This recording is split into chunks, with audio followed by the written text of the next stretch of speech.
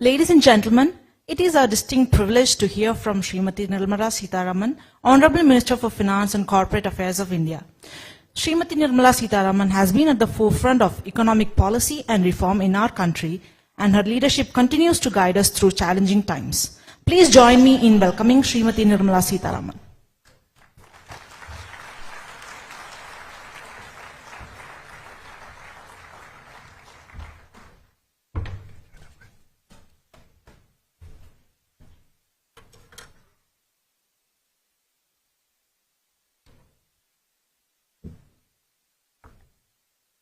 அனைவருக்கும் வணக்கம்.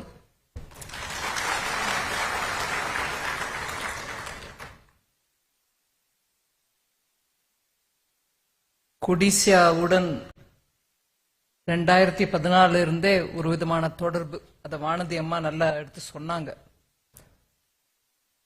அதனால இங்க வர்றது புதுசா எனக்கு தோணல. ஆனாலும் ஒவ்வொரு வருஷமும் புதிய இஷ்யூஸ் பத்தி பேசித்தான் இருக்கும். அதனால இந்த முறையும் எனக்கு பேசுறதுக்கு வாய்ப்பு கொடுத்த கார்த்திகேயன் பிரசிடென்ட் கொடிசியா அவர்களுக்கும், அதே மாதிரி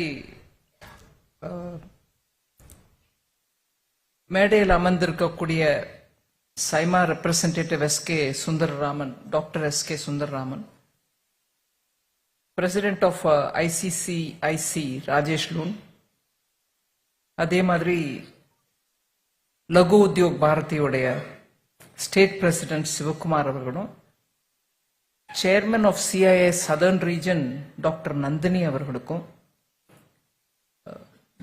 டைரக்டர் சிடிடபிள்யூஐசி மிஸ்டர் சுந்தரம் அவர்களுக்கும், இந்த தொகுதி எம்எல்ஏ ஸ்ரீமதி வானதி ஸ்ரீனிவாசன் அவர்களுக்கும், என் முன்னே அமர்ந்திருக்கக்கூடிய தொழில் அதிபர்கள், கோயம்புத்தூர் நகரவாசிகள், உங்க எல்லாருக்கும் என்னுடைய மனமார்ந்த வணக்கங்கள்.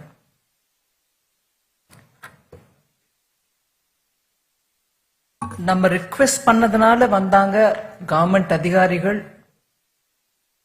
அவங்க மக்களுடைய குரலை கேட்கறது அவங்களுடைய கடமை. அதனால அவங்களுக்கு நன்றி சொல்ல தேவையில்லை அப்படின்னா கூட ஜஸ்ட் ஒரு வார்த்தை நான் சொன்னேன். கொஞ்சம் வந்தீங்கன்னா இங்க நடக்கிற விஷயத்தை எல்லாரும் நீங்களே கேட்டுக்கிட்டீங்கன்னா உங்க டிபார்ட்மெண்ட்ல அதை பத்தி நல்லபடியா பேசி தீர்வு காண முடியும்னா தீர்வு காண முடியும், இல்லைன்னா அதை முன்ன எடுத்துட்டு போறதுக்கும் வசதியா இருக்கும். அதனால தயவு செஞ்சு நீங்க ஒருத்தர் அனுப்பி கொடுக்கணும், ஒரு நாள் முன்னாடியே அனுப்பி கொடுக்கணும் அப்படின்னு இவ்வளவுதாங்க சொன்னேன். உங்க முன்னிலையில உங்க சார்பில் அவங்க எல்லாருக்கும் நான் நன்றி தெரிவிச்சுக்கிறேன். For all the officials who have come, I say this in English because you're all from different parts of the country. What I've been mentioning before this August gathering is, it's all right for government officials to come to the ground and listen to the voices of businesses and people in the ground when they have a particular issue or if they have a suggestion for the policy. And it would always be treated as it is the duty of the government to listen. So what if they've come? But what I've just mentioned to them in Tamil is, on all their behalf, although you could have just sat in Delhi and requested the memorandum to come to you, on just one request, all of you all have chosen to come here. It is not a requisite for your job, but you've understood the nature of the request. And so on all their behalf, I want to thank all of you. And அதிகாரிகள் எங்க இருந்து வந்திருந்தாங்கன்றத கூட நான் வந்திருக்காங்கன்றத கூட எடுத்து சொல்ல விரும்புறேன். ஜிஎஸ்டில இருந்து வந்திருக்காங்க, கஸ்டம்ஸ் டிபார்ட்மெண்ட்ல இருந்து வந்திருக்காங்க, இன்கம் டாக்ஸ்ல இருந்து வந்திருக்காங்க, medium micro medium small enterprises MSME மினிஸ்ட்ரியில இருந்து வந்திருக்காங்க, டிபார்ட்மெண்ட் ஆஃப் பினான்சியல் சர்வீஸ்ல இருந்து வந்திருக்காங்க. அதை தவிர 2 பேங்க் உயர் அதிகாரிகளும் வந்திருக்காங்க. ஐஓபியும் கேனரா பேங்க் சீனியர் அதிகாரி சிஎம்டிஸே வந்திருக்காங்க. அப்புறம் டெக்ஸ்டைல் மினிஸ்ட்ரியில இருந்து வந்திருக்காங்க, கவுன்சில் ஃபார் லெதர் எக்ஸ்போர்ட்ல இருந்து வந்திருக்காங்க. அதனால இவங்க ஒரு கம்ப்ளீட் அக்ராஸ் த போர்டு அதிகாரிகள் வந்து இன்னைக்கு காலையில இருந்து உங்ககிட்ட இருந்து ரெப்ரசன்டேஷன் வாங்கியிருக்காங்க, கேட்டிருக்காங்க. நான் இந்த மீட்டிங்க்கு வரத்துக்கு முன்னாடி 1 மணி நேரம் எல்லாரும் விவரமா என்னென்ன ரெப்ரசன்டேஷன் அவங்களுக்கு வந்திருக்குன்றத கூட எடுத்து சொன்னாங்க என்கிட்ட. சிலது நான் போன உடனே அட்ரஸ் பண்ண முடியும், சிலதுக்கு கொஞ்சம் நாள் பிடிக்கும். ஆனா விலாவரியா எல்லாம் எடுத்து சொல்லிருக்கிறதுனால ஒவ்வொன்றுத்துக்கும் தீர்வு காண்றதுக்கான முடிவு அங்க எடுக்கப்படும். அதுக்கு முயற்சி நான் எடுக்கிறேன். இன்னைக்கு இந்த வாய்ப்பு கிடைச்சிருக்குன்றதுனால நான் கொஞ்சம் விஷயங்களை எடுத்து சொல்ல விரும்புறேன். ஜென்ரலா ஈஸ் ஆஃப் டூயிங் பிசினஸ் பத்தி நம்ம பேசிட்டே இருப்போம். உங்க எல்லாருக்கும் கூட நிறைய மந்திரிகள் பேசியிருப்பாங்க. 1500 சட்டங்களை களைந்தெடுத்து விட்டோம். அதாவது இனிமே அந்த சட்டத்துல அந்த சட்டமான ஒரு டாக்குமெண்ட் நம்ம பார்த்தோம்னா அந்த 1500 சட்டங்கள் அங்க இல்ல, ரிமூவ் பண்ணியாச்சு. அதை தவிர 40,000 கம்ப்ளைன்ஸையும் குறைச்சிருக்கோம். வேணாம், இனிமே அந்த கம்ப்ளைன்ஸ் தேவையில்லை. புஸ்தகத்துல இருக்கதான் உங்களுக்கு அதை ஒவ்வொரு ஃபார்மா ஃபில்அப் பண்ணி கொடுக்க வேண்டியிருக்கும். இந்த தலைவேதனை இருக்கக்கூடாது. மினிமம் ட்ரபிள்ல பிசினஸ் நடத்தணும், மினிமம் ரிக்வெஸ்ட்ல பிசினஸ் நடத்தணும். அதனால கம்ப்ளைன்ஸையும் எடுத்திருக்கோம். இதை நிறைய சொல்லியிருப்பாங்க. அதை தவிர ஐபிசி, ஜிஎஸ்டி போன்ற சட்டங்கள் எடுத்துன்னு வர்றதுனால பிசினஸுக்கு ஏதுவா இருக்கணும்ன்ற முயற்சி கண்டினியூஸா நடந்துட்டு தான் இருக்கு. இப்போவும் அந்த ஐபிசியை இன்னும் நல்ல சீர்திருத்தம் பண்ணணும், ஜிஎஸ்டியில இன்னும் மாறுதல்களை எடுத்துட்டு வரணும் அப்படிங்கிற இந்த முயற்சியெல்லாம் நடந்துட்டே இருக்கு. அதை நான் இன்னும் ரொம்ப வைடா எக்ஸ்பிளைன் பண்ணல. ஆனா இன்னைக்கு இங்க 2-3 விஷயங்களை எடுத்து சொல்ல விரும்பினேன். அதுல இந்த கோயம்புத்தூர் அட்டல் இன்னோவேஷன் மிஷனா இருக்கட்டும், கோயம்புத்தூர் ஒரு நோடு டிஃபென்ஸ் காரிடார்ல அந்த விஷயமா இருக்கட்டும், இதெல்லாம் உங்களுக்கு கொடிசியாக்காரங்களும் சொல்லிருப்பாங்க. பல பேருக்கு ஆல்ரெடி தெரிஞ்சும் இருக்கும். 2014 விதவிதமான வழியில கோயம்புத்தூருக்கு நல்ல ஒரு சப்போர்ட் கொடுக்கணும். இங்க தொழில் வளர்ச்சிக்கு இங்க இருக்கக்கூடிய அனுகூலமான ஒரு வாயுமண்டலம்னுவாங்க, என்வாயர்மெண்ட் வேற எங்கேயும் இல்லை அப்படிங்கறத நான் எடுத்து சொல்லிட்டே இருப்பேன். அதனால அந்த விஷயத்த கொடிசியாக்காரங்களே எடுத்து நிறைய பேசிட்டாங்கன்னா அதனால அதை பத்தி இன்னும் டீட்டெயிலா சொல்ல விரும்பல. ஆனா அட்டல் இன்னோவேஷன் மிஷன் மூலமா, அதுவும் கொடிசியா மூலமா பண்ணக்கூடிய முயற்சிகளை பல இடத்துல நான் எடுத்து சொல்லியிருக்கிறேன். பல இடத்துல இன்னைக்கு அந்த மாடலை காப்பி பண்றாங்க. நீங்களும் அந்த மாடல் இன்னும் முன்னேற்றம் பண்ணிக்கிட்டு சீர்திருத்தம் பண்ணிக்கிட்டே வரீங்க. அதனால அது இன்னும் எஃபிஷியன்டா இருக்கு. அந்த அந்த உயர்ந்த எஃபிஷியன்சி லெவல்ல மீதி இடத்துலயும் காப்பி பண்றதுக்கு நல்லா முயற்சி பண்றாங்க. அதனால உங்களுக்கு வாழ்த்துக்கள். கொடிசியா தான் பண்ண வேண்டிய பிசினஸ் மாத்திரம் பண்ணாம புது முயற்சிகளுடன் கவர்மெண்டோட ஸ்கீம்ஸுக்கும் ஒரு புத்துணர்ச்சி கொடுக்குறீங்க. அதுக்கு உங்களுக்கு ரொம்ப நன்றி. நான் கொடிசியா பத்தி இன்னும் எக்ஸ்பேண்ட் பண்ண விரும்பல, ஏன்னா அது உங்களுக்கே தெரிஞ்ச கதை தான். அதனால நான் என் பிறந்த வீட்டுக்கு வந்துட்டு எங்க மாமா கதையை சொல்லிட்டே இருக்க கூடாது. அதனால உங்ககிட்டே வந்து அதை பத்தி பேசிட்டு இருந்தா பிரயோஜனம் இல்லை. ஆனா கொடிசியா சம்பந்தப்பட்ட விஷயத்துல ஒரு ஒரு ஒரு சின்ன உதாரணத்தை முன்வைக்க விரும்புறேன். சிட்பியோட பிரான்ச் போனதுல நம்ம 2023 வந்த போது இங்க ஓபன் பண்ணோம். குறிச்சியில நினைக்கிறேன், இங்கதான் பக்கத்துலயே. இப்போ அந்த பிரான்ச் நல்லா செயல்படுதா இல்லையா, செயல்பட்டா அதே மாதிரி ஒன்னும் பண்ணணுமா, இது ஒரு பக்கம் இருக்கேல. இந்த தரம் பட்ஜெட்டும் போது நல்ல டீட்டெயில பிளான் பண்ணிட்டு சொன்னோம். இப்போ ஸ்மால் இண்டஸ்ட்ரீஸ்க்கு கிரெடிட், எங்க பிசினஸ் புரிஞ்சுட்டு சின்ன சின்ன தொகையில கடன் கொடுக்கறதுக்கு பேங்குகள்லாம் எங்களை மதிக்கிறது இல்ல, எங்களை வந்தா உட்காந்தா பார்த்தா பேசுறது இல்ல, இதெல்லாம் அடிக்கடி கேட்கிற விஷயம். அதனால நாங்க ஒரிஜினல் சிட்பியோட கான்ஸ்டிடியூஷனையே படிச்சு திருப்பி பார்த்துட்டு, ஏன் உங்களுக்கு கூட டைரக்ட் லெண்டிங் கூட உங்க மேண்டேட்ல இருக்குல்ல, பின்ன நீங்க ஏன் லெண்ட் பண்றது இல்ல டைரக்டா? அந்த உங்ககிட்ட வரக்கூடிய பணத்தை எடுத்து திருப்பி பப்ளிக் செக்டர் பேங்க் கொடுத்து நீங்க எம்எஸ்எம்இக்கு லெண்ட் பண்ணுன்னு ஒரு சைக்கிளிக்கல ஏன் பண்றீங்க? நீங்களே டைரக்டா லெண்ட் பண்ணிட்டா போச்சு இல்ல அப்படிங்கிற அந்த விஷயத்தை எடுத்து பெரிய சர்ச்சை நடந்தது. கிட்டத்தட்ட ஒரு 4-5 மீட்டிங், பெரிய மீட்டிங் நடந்துச்சு. அதுக்கப்புறம் இந்த தினம் பட்ஜெட்ல அதை அனௌன்ஸ் பண்ணோம். இந்த மாதிரி 163 மேஜர் கிளஸ்டர்ஸ் இருக்கையில் இந்த நாட்டுல, அதுல எத்தனை கிளஸ்டர்ல சிட்பி டைரக்டா இருக்காங்க அப்படிங்கறத அனலைஸ் பண்ணுங்க. பண்ணிட்டு ஏன் கிட்டத்தட்ட 63லயும் என்னதான் இருந்தாங்க சொன்ன, அது என்ன ஒவ்வொரு எம்எஸ்எம்இ கிளஸ்டர்லயும் நீங்க இருக்கணும். ஏன்னா your small industry development bank. நீங்க இல்லாம வேற எங்கேயோ இருந்துட்டு இருந்தா இல்லைங்க, அவ்வளவு மேன் பவர் நம்ம கிட்ட இல்ல. ஒண்ணு. ரெண்டாவது, இன்னைக்கு டிஜிட்டல் ஏரா. அதனால நாங்க டிஜிட்டலா, நாங்க கோயம்புத்தூர்ல இருந்தா கூட பொள்ளாச்சியா இருக்கட்டும், சேலமா இருக்கட்டும், திருப்பூரா இருக்கட்டும், சென்னை வரைக்கும் கூட நாங்க பிசினஸ் பண்றதுக்கு ரெடி. ஆனாலும் பிசிக்கல் பிரசன்ஸுக்கு ஈக்குவல் ஆகாதுங்க. அட்லீஸ்ட் ஒரு 2 கிளஸ்டருக்கு நடுவுலையாவது ஒரு இடத்துல இருந்துதான் ஆகணும் அப்படின்னு அவங்களோட பேசினதுனால இன்னைக்கு 3 வருஷத்துக்குள்ள இன்னும் கிட்டத்தட்ட ஒரு 70 இடத்துல புது பிரான்ச் ஓபன் பண்றதுக்கு சிட்பி முன் வந்திருக்காங்க. அதுல இன்னொரு பிரான்ச் இங்க கோயம்புத்தூர்லயும் ஓபன் பண்ணுவோம்.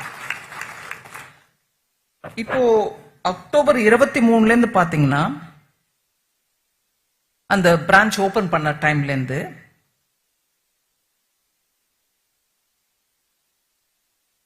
இன்னோவேட்டிவ் ஸ்டார்ட் அப்ஸ்க்கு 2 கோடி,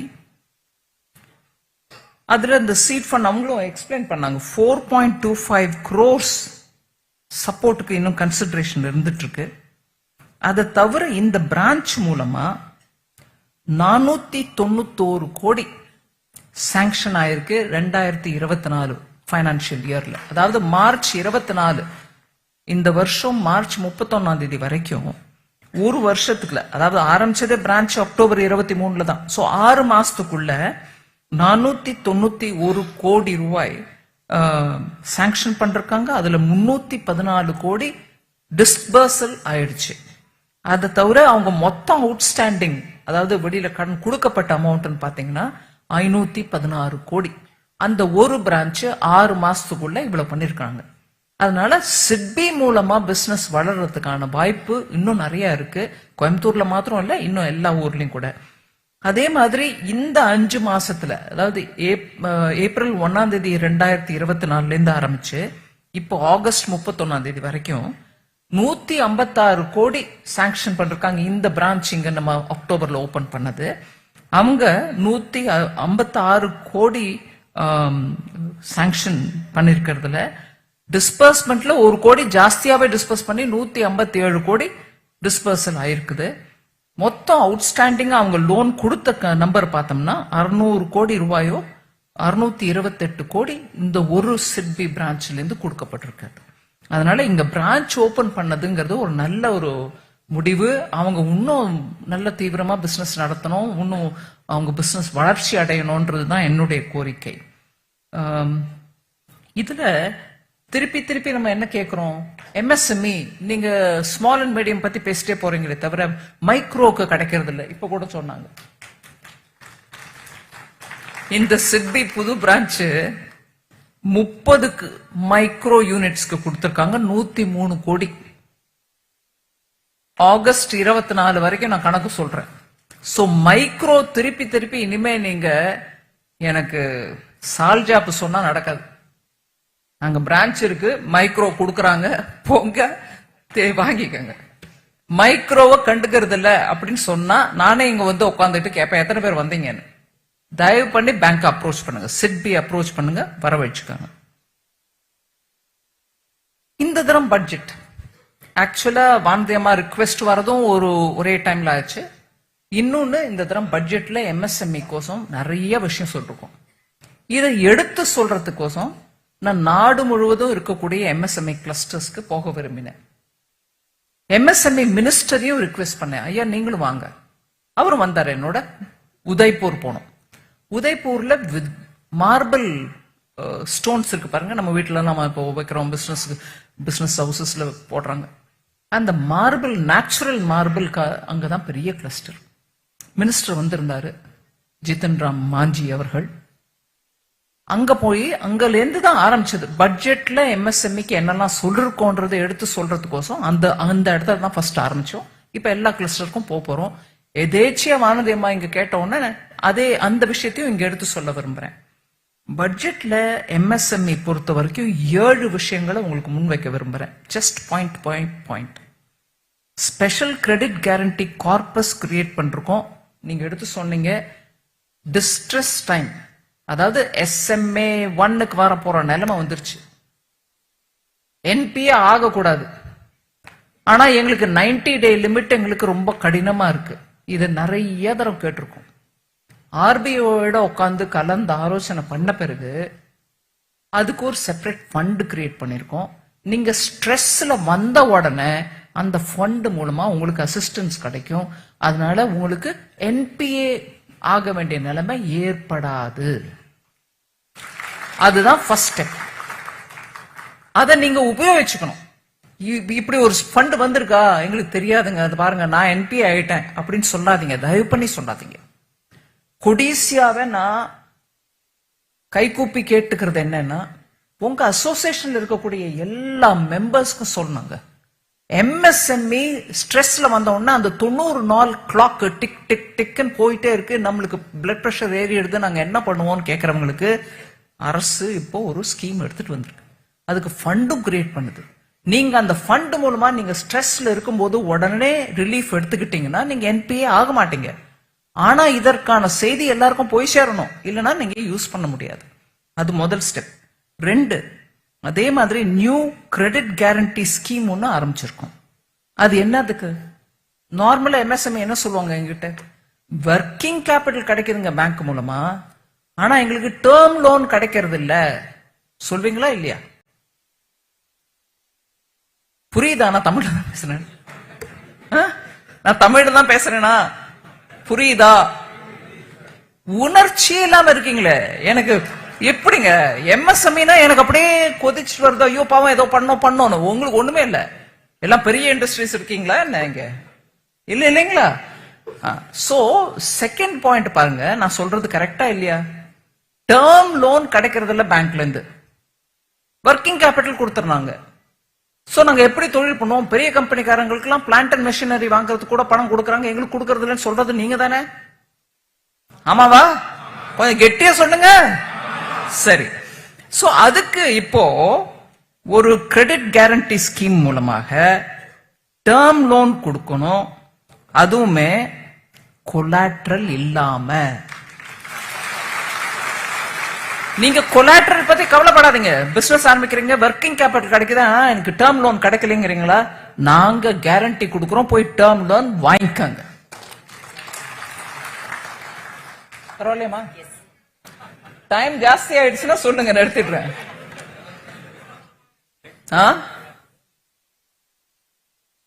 சரிங்க, ரொம்ப நன்றி.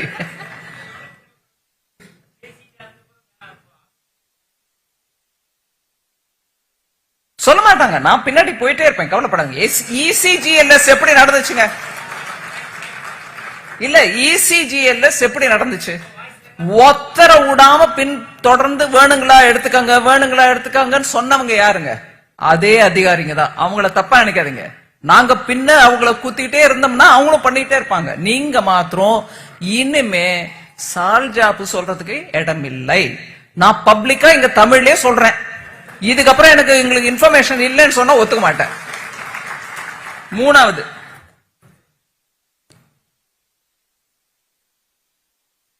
சில சமயம் நம்மளுக்கு அந்த கேரண்டி ஃபண்ட் நம்மளுக்கு கேரண்டி கொடுக்க முடியறது இல்ல, கொலாட்ரல் கொடுக்க முடியறது இல்ல, ஆனா எங்களுக்கு லோன் வேணும், எப்படி எடுக்கிறது அப்படிங்கிறவங்களுக்கு 100 கோடி வரைக்கும் உங்க ப்ராஜெக்ட் லோன், மொத்தம் லோன் 100க்கு மேல இருக்கலாம், ஆனா அப் டு 100 கோடி செல்ஃப் பைனான்சிங் கேரண்டி நாங்க கொடுக்கறதுக்கு அனௌன்ஸ் பண்ணிருக்கோம் பட்ஜெட் மூலமா.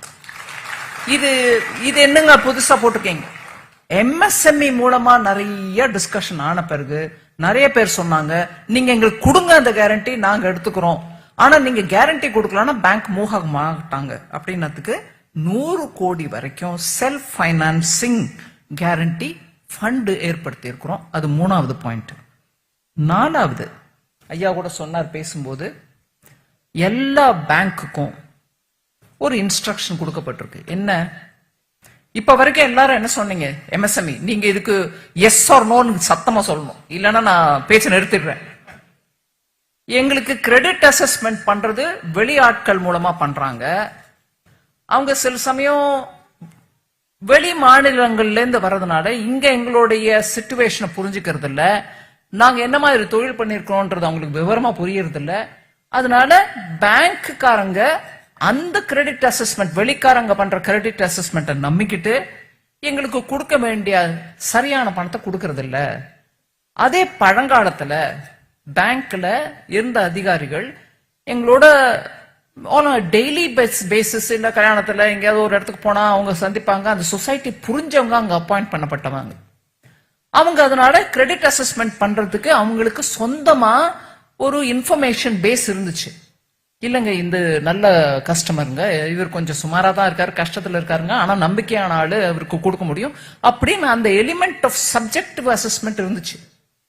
அந்த அசஸ்மெண்ட் இல்லாம அதிகாரிகளை ஒரு 2 வருஷத்துக்கு ஒரு தடவை மாத்திக்கிட்டே இருந்துட்டு வெளி மாநிலக்காரங்கள்லாம் வந்த போது அந்த பேங்கால அந்த அசஸ்மெண்ட் பண்ண முடியாத நிலைமை வந்த உடனே எங்களால பண்ண முடியல. ஆனா கிரெடிட் அசஸ்மெண்ட் எப்படின்னு உடனே வெளி ஆளுகளுக்கு கொடுத்து அவுட் சோர்ஸ் பண்ண இன்ஃபர்மேஷனை வச்சுட்டு நம்மளுக்கு லோன் கொடுக்குறாங்க. இது ரொம்பவே எஸ்எம்இஸ்க்கு கஷ்டமா இருந்துச்சு. எங்களுக்கு நியாயமா நடக்கலைங்க, கிரெடிட் அசஸ்மெண்ட் சரியா இல்லைங்குவாங்க. இந்த தரம் ஆல்ரெடி ரூல் இருந்துச்சு. ஆர்பிஐ ஆல்ரெடி பேங்க்ஸுக்கு அந்த அதிகாரத்தை கொடுத்திருந்தாங்க. நீங்களா அசஸ் பண்ணிக்கங்க, வேணா கிரெடிட் வெளியில இருந்து அசஸ் பண்ண தேவையில்லைன்னு. ஆனாலும் பேங்க்ஸ்க்கு தைரியம் இல்லாம நம்மளுக்கு எதுக்கு வந்துச்சு வம்பு, வெளியாள விட்டு பண்ண சொல்லு அப்படின்னு சொல்லிட்டாங்க. இப்போ நாங்க சட்டத்தின் மூலமா, ஃபைனான்ஸ் பில்லின் மூலமாக பேங்க்குக்கு சொல்றோம், நீங்களே அந்த அசஸ்மெண்ட் பண்ணித்தான் ஆகணும். அதோட இல்லாம ஒவ்வொரு பேங்க்கும் அவங்கவுங்க பண்ணிட்டே இருப்பாங்க. இதுல ஒரு பேங்க்ல ஒரு விதமா அசஸ்மெண்ட், இன்னொரு பேங்க்ல இன்னொரு விதமா அசஸ்மெண்ட் கம்ப்ளைண்ட் அப்புறம் வரக்கூடாதுன்றதுனால எஸ்பிஐ தலைமையில எல்லா பேங்கோட பேசி நீங்க ரஃப் அண்டர்ஸ்டாண்டிங்க்கு வந்துக்காங்க, என்ன மாதிரி அசஸ்மெண்ட் பண்ண போறீங்கன்னு. ஒரு பேங்க்ல நல்ல விதமா, இன்னொரு பேங்க்ல அவ்வளவு சுகமா இல்லைன்ற நிலைமை இல்லாம பாத்துக்காங்கன்னு சொல்லி பண்ணிருக்கிறோம். அவங்களும் அந்த வேலையில ஈடுபட்டு இருக்காங்க. சீக்கிரத்துல எல்லா பேங்க்கும் அவங்க கஸ்டமர்ஸ் அவங்க இன்டர்னல் ப்ராசஸ் மூலமா கிரெடிட் அசஸ்மெண்ட் பண்ணுவாங்க. அது பட்ஜெட் அசஸ்மெண்ட். அப்புறம் உங்களுக்கு ஆல்ரெடி வெளியில வந்திருக்கும் செய்தி, முத்ரா லோன்ல அந்த தருண் கேட்டகரியில இருக்கக்கூடியவங்களுக்கு 10 லட்சமா இருந்தது 20 லட்சமா இன்க்ரீஸ் பண்ணிருக்கோம். 20 லட்சம் வரைக்கும் முத்ரா லோன் எடுத்துக்கலாம். அதுவுமே கொலாட்ரல் ஃப்ரீ தான், அது ஆல்ரெடி உங்களுக்கு தெரியும். அப்புறம் சிட்பி பத்தி சொன்னேன், அவங்களே டைரக்ட் லெண்டிங் பண்ணணும், இந்த மாதிரி எம்எஸ்எம்இ கிளஸ்டர்ஸ்ல இருக்கணும் நீங்கன்னு சொன்னதுக்கு 168 மேஜர் எஸ்எம்இ கிளஸ்டர்ஸ் நாட்டில் இருக்கையில அடுத்த 3 வருஷத்துக்குள்ள 24 புது கிளஸ்டர்ஸ்ல பிரான்ச் ஓபன் பண்றோம் அவங்க வாக்குறுதி கொடுத்திருக்காங்க. they will do it. அதன் மூலமா உங்களுக்கு டைரக்டா சிட்பி உங்களோட தொழில் டர்ன் ஓவர் அண்ட் பிசினஸ் சைக்கிள புரிஞ்சுக்கிட்டு உங்களுக்கு லோன் கொடுக்க முடியும். ஃபைனலா இந்த ட்ரெட்ஸ்ல எல்லாரும் பார்ட்டிசிபேட் பண்றீங்களா இல்லையா? சின்ன தொழில இருக்கிறவங்க பார்ட்டிசிபேட் பண்றது இல்ல. ஏன்னா அங்க பில் டிஸ்கவுண்டிங் சிஸ்டம் உங்களுக்கு அவைலபிளா இருக்கு. பேமெண்ட் லேட் ஆயிடுச்சுன்னா இது மூலமா பண்ணிக்கலான்றது. அந்த ட்ரெட்ஸ்ல இப்ப வரைக்கும் 500 கோடி வரைக்கும் ஒரு மினிமம் உங்களுக்கு 500 கோடி பிசினஸ் இருந்தா தான் அதுல இருக்கலாம் அப்படிங்கிற மாதிரி இருந்துச்சு. இப்ப அதை லோவர் பண்ணிருக்கோம். 250 கோடி பண்றவங்க கூட அந்த ட்ரெட்ஸ்க்கு நீங்க பில் டிஸ்கவுண்டிங் மூலமா பெனிஃபிட் அடையலாம். சோ இதெல்லாம் பர்டிகுலரா எம்எஸ்எம்இ அப்படின்னு சொல்லி பண்ணிருக்கிறது. இதை தவிர பட்ஜெட்ல அனௌன்ஸ்மெண்ட்ஸ் இருக்கு, அது கூட எம்எஸ்எம்இக்கு உபயோகமா இருக்கும். பெரிய நகரங்கள்ல கிட்டத்தட்ட 100 நகரங்கள்ல அவங்கள சுத்தி இருக்கக்கூடிய ஏரியால பிளக் அண்ட் பிளே மாடல்ல இண்டஸ்ட்ரியல் பார்க் அமைக்க இருக்கிறோம் 100 நகரங்கள்ல.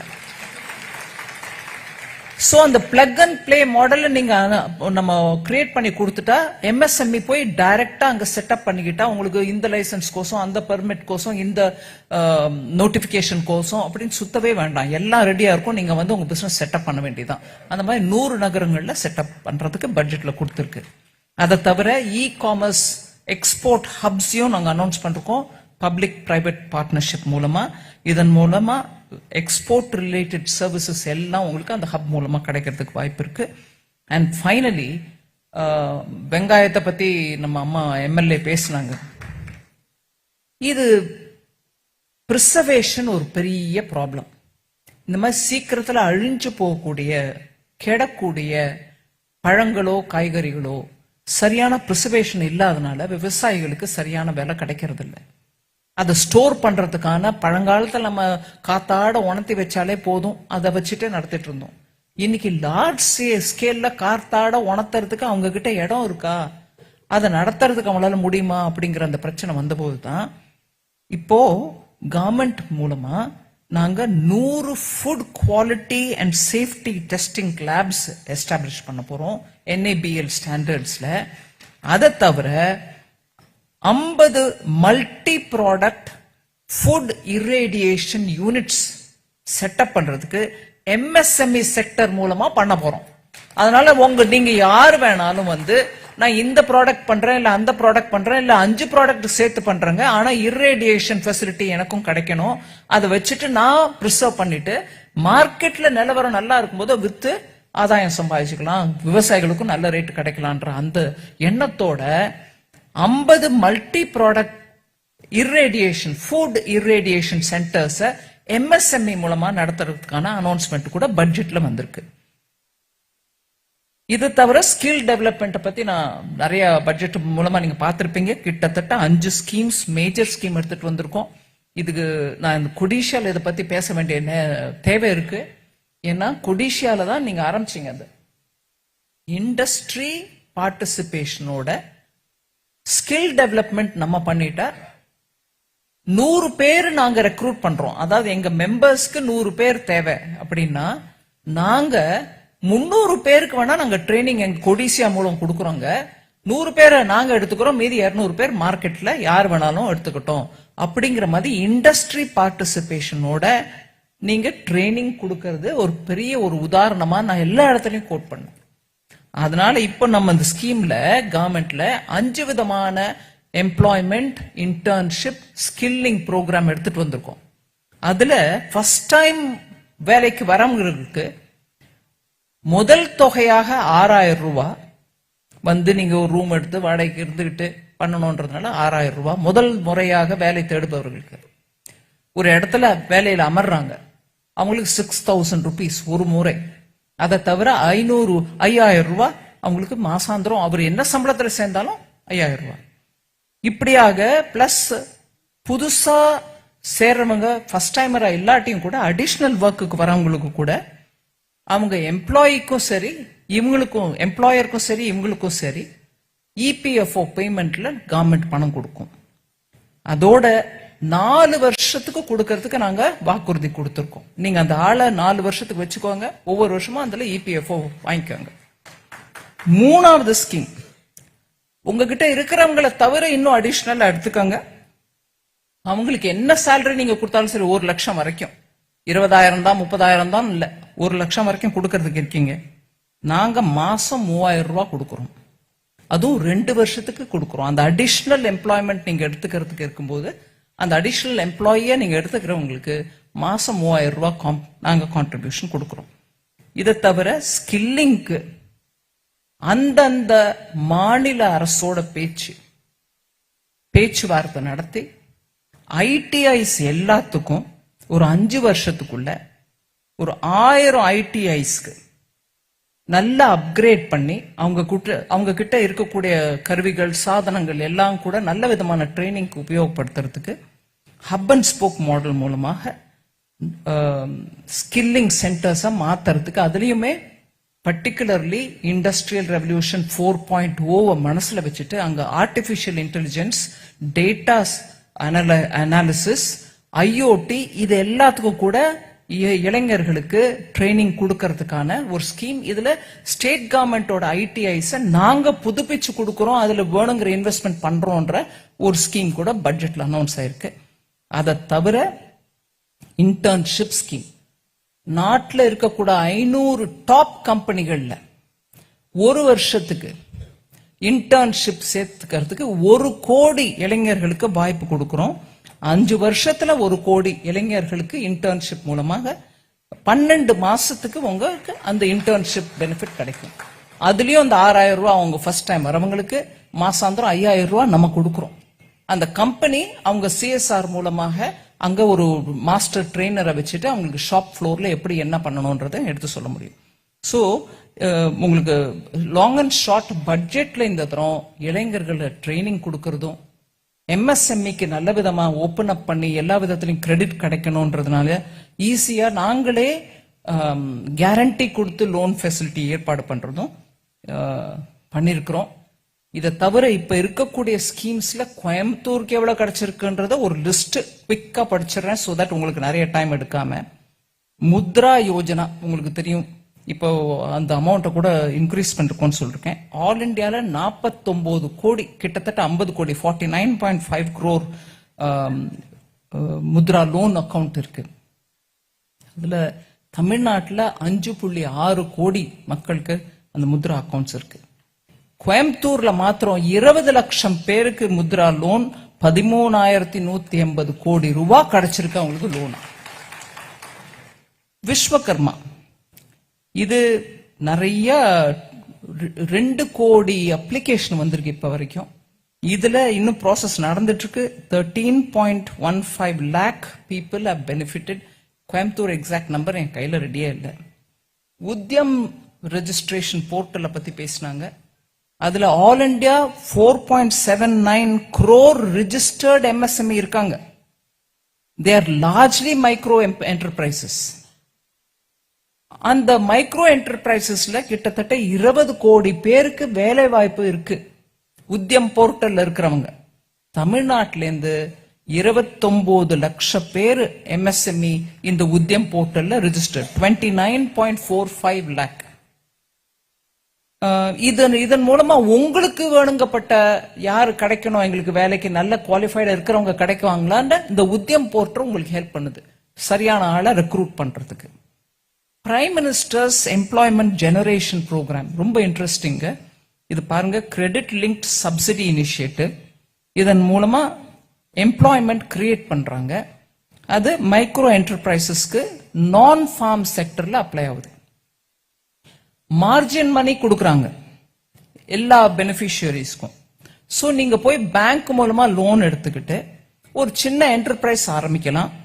அதுக்கு 50 லட்சம் வரைக்கும் நீங்க அந்த என்டர்பிரைஸ்க்கு லோன் எடுத்துட்டு நடத்தலாம். மேனுஃபேக்சரிங் செக்டர்னா 50 லட்சம் வரைக்கும் எடுக்கலாம். சர்வீஸ் செக்டர்னா 20 லட்சம் வரைக்கும் எடுக்கலாம். ஆல் இண்டியால 23-24 வருஷம் 2023-24ல இந்த ஸ்கீம் மூலமா 22,050 projects have been supported. 900 crores இதுக்கு நம்ம கொடுத்திருக்கோம் பணம். 1.76 lakh individuals இதன் மூலமா ப்ராஜெக்ட்ஸ் பண்ணிக்கிட்டு அவங்களோட செல்ஃப் எம்ப்ளாய்மெண்ட் வளர்த்திருக்காங்க. சரி, இது ஆல் இண்டியா ஃபிகர். தமிழ்நாட்டுக்கு என்னங்க? தமிழ்நாட்டுக்கு 1551 ப்ராஜெக்ட்ஸ் அப்ரூவ் ஆயிருக்கு இந்த PM எம்ப்ளாய்மெண்ட் கேரண்டி ஸ்கீம் மூலமா. 54.68 கோடி டிஸ்ட்ரிபியூட் பண்ணிருக்கோம். 12,408 individuals in Tamil Nadu have benefited from PM employment guarantee employment generation program, PMEGP அப்படின்வாங்க. சோ இது நான் வேணும்னே தமிழ்நாட்டுக்கு எவ்வளவு கொடுத்திருக்கேன் அப்படின்றத திருப்பி சொல்றேன். தமிழ்நாட்டுக்கு என்ன கிடைக்குதுங்க? எங்களுக்கு மத்திய அரசுல இருந்து ஒன்றும் கிடைக்கிறது இல்லை. ஒன்றிய அரசு எங்களை ஏமாத்துது. ஒன்றிய அரசுக்கு நாங்க இவ்வளவு கொடுக்குறோம், ஆனா எங்களுக்கு திருப்பி அது வரதில்ல அப்படிங்கிறவங்களுக்கு கொஞ்சம் அதை சொல்லிடுறேன். அதே மாதிரி scheme of fund for regeneration of traditional industries, SFURTI அப்படின்னு ஒரு ஸ்கீம் இருக்கு. ரொம்ப இன்ட்ரெஸ்டிங். 513 கிளஸ்டர்ஸ் இருக்குங்க. அதுல ட்ரெடிஷனல் ஆர்டிசான்ஸ்க்கு அந்த கிளஸ்டர்ஸ்ல இருக்கிறவங்களுக்கு பணம் கொடுக்கிறோம். அந்த 513 கிளஸ்டர்ஸ்ல 1336 கோடி ரூபாய் கொடுத்து 3 லட்சம் ஆர்டிசான்ஸ்க்கு சப்போர்ட் பண்றோம் இந்த ஸ்பூர்த்தி ஸ்கீம் மூலமாக. இதுல தமிழ்நாட்டுல 28 கிளஸ்டர்ஸ் இருக்கு. Sphoorty 25,531 artist in Tamil. அதாவது ஆர்டிஸ்ட்னா டிராமா மாதிரி ஆர்டிஸ்ட் இல்ல, கைத்தொழில் பண்றவங்க. அது ஆர்டிசான்ஸ், ட்ரெடிஷனல் ஆர்டிசான்ஸ். இவங்களுக்கு 25,531 such artists are benefiting from it. கோயம்புத்தூர்ல மாத்திரம் ஒரு கிளஸ்டர் இருக்குங்க. அதுல 5,500 ஆர்டிஸ்ட்க்கு பெனிஃபிட் கிடைக்குது இந்த ஸ்கீம் மூலமா. கோயம்புத்தூர்ல மாத்திரம் 5,500 artisans benefit out of this cluster scheme. That cluster which is in Coimbatore, called Scheme of Fund for Regeneration of Traditional Industries. Sphoorty அப்படின்னா, ஸ்பூர்த்தினா நம்மளுக்கு புரிக்கிறது, ஆனா இது SF ஸ்பூர்த்தி. இந்த ஸ்கீம் மூலமா 25,000 ஆர்டிஸ்டான்ஸ் தமிழ்நாட்டுல பெனிஃபிட் பண்ணினா 5,500 பேர் கோயம்புத்தூர்ல இருக்கீங்க. ஒரு கிளஸ்டர் இங்கேயே இருக்குது. சரி, ஃபைனலா பப்ளிக் ப்ரொக்யூர்மெண்ட் பத்தி நிறைய பேசுனீங்க. அதுல நான் ஹைலைட் பண்ண விரும்புறேங்க. 25% ஆஃப் ப்ரொக்யூர்மெண்ட் நம்ம பண்றோம் MSME இருந்து. எனக்கு பிரீஃபிங் கொடுத்துட்டு இருந்த போது சொன்னாங்க 25% போட்டிருக்கோங்க. ஆனா நம்ம ப்ரொக்யூர் பண்றது MSME கிட்ட இருந்து கிட்டத்தட்ட 43% ப்ரொக்யூர் பண்றாங்க. Am I right?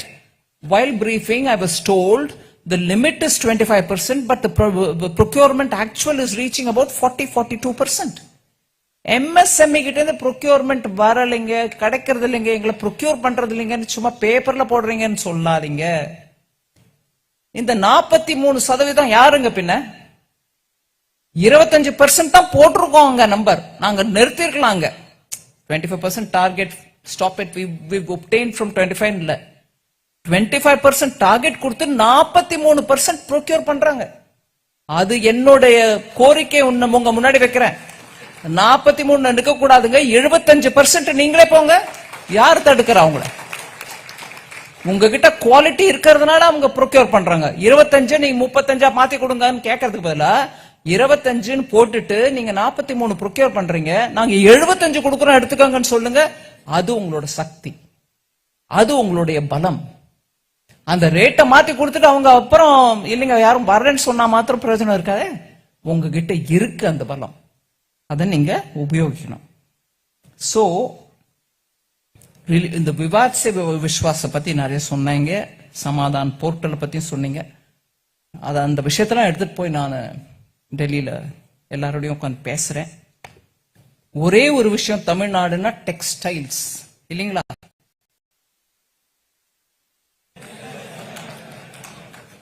நான் நிறுத்திடுறேன், எனக்கு புரியல என்ன பேசுறேன்னு. தமிழ்நாடுனா டெக்ஸ்டைல்ஸா இல்லீங்களா? காட்டன் காட்டன் இப்போ எங்களுக்கு கொடுங்க, எங்களுக்கு காட்டனுக்கு அனுமதி கொடுங்கன்னு கேட்கறதெல்லாம் யாரு பின்ன? ஒரு நல்ல செய்தி சொல்லணும்னு கேட்கிறேன். தமிழ்நாடுனா டெக்ஸ்டைல்ஸ்னா சரி, கோயம்புத்தூர் கொங்கு நாடுனா டெக்ஸ்டைல்ஸ் போதுமா? எனக்கு தெரியும் இந்த கிளாப் வரும்.